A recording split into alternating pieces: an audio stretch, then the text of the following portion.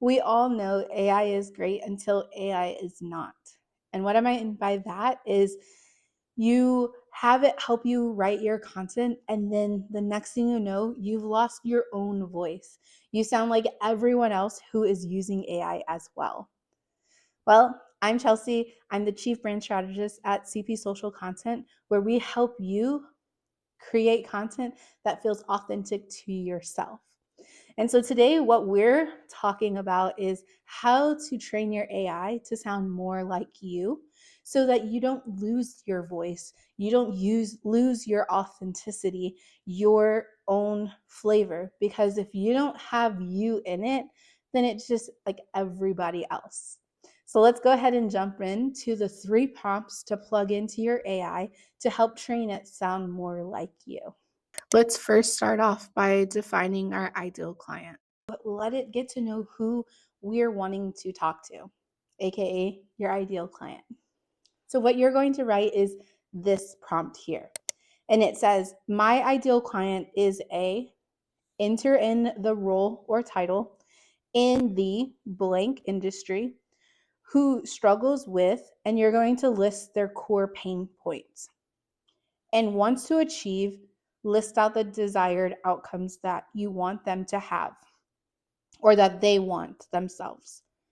Okay, so let's use a financial wellness expert, for example. Okay, so this is what I would write into the AI prompt, and says, my ideal client is a financial wellness director in the credit union space who struggles with low engagement, defining their financial wellness program, and wants to achieve, number one, they want to increase their engagement and their participation in their financial wellness programs.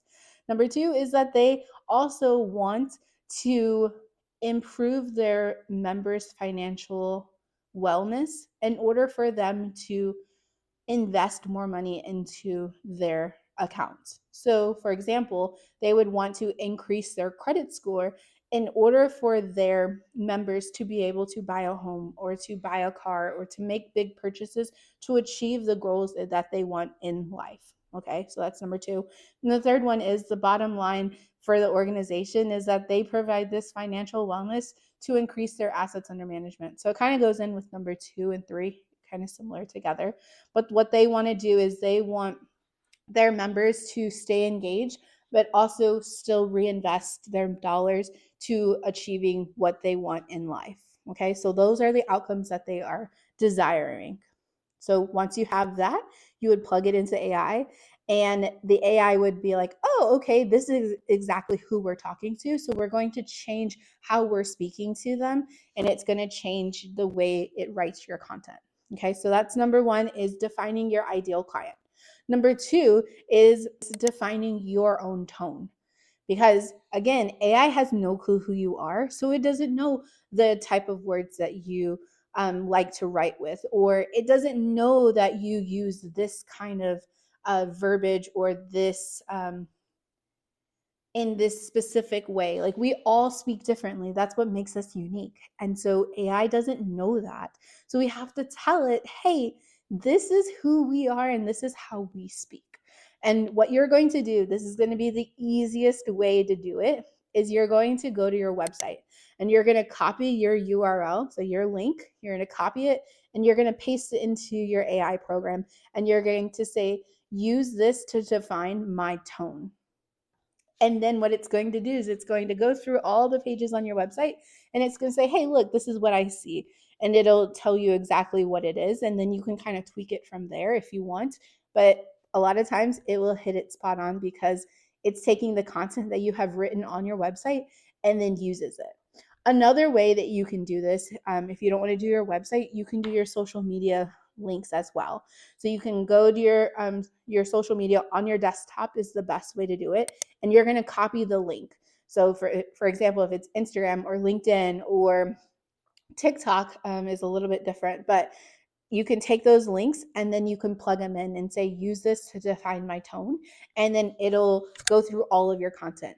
Now, there are a couple of different AI programs that won't do that. So if it gives you that response back, then just go into your content and copy a few of your different captions and plug it in, and it'll work just fine. Okay. So number 2 is defining your tone. And the last thing that we're going to talk about to help your AI sound more like you, and that is defining your call to actions. Because when it writes your content, it doesn't know where you want your potential client to go next. It has no clue. So what it does is it creates generic ones. So it just kind of leaves it more vague sometimes. And you want to use your content to help guide your potential client in the right direction. And how you're going to do that is you're going to take your website link again, you're going to paste it in there, and you're going to say, analyze this and find all the call to actions that we can use for our content. And it's going to pull all of your lead generators, but any of your buttons that you have on your website, it's going to pull it and it's going to put it in a list. And then when you're creating your content, you can say, end this with a call to action that we found in my list. So it'll go through the list and find the one that fits it best. Now, here's my caveat to AI is that it is not going to be you. It If it were you, we would have a whole nother problem, and that kind of gets scary. So for now, we will 100% settle with it being almost like you. So this is a great way to start your content. And then I always, always highly, highly, highly suggest that you go back through and you tweak it little by little, because what it's going to do is it's going to get as close as it can to you, but it's never going to be you, because that's what makes us so special as humans is that we have our own unique flavor, our own unique context. We have our own stories that we have experienced, and we don't want to upload that to AI just because you just don't want to. So I would say just go back through and add your own little context to it. And then by the end, you'll have a piece that's going to be uniquely yours, and that it doesn't sound like everybody else who is using AI as well. So let's go ahead and recap. Number 1 is we are going to define our ideal client. Number 2 is we are going to define your tone. And number 3 is we are going to help capitalize and leverage your call to actions that you have on your website to make a stronger ending to your content.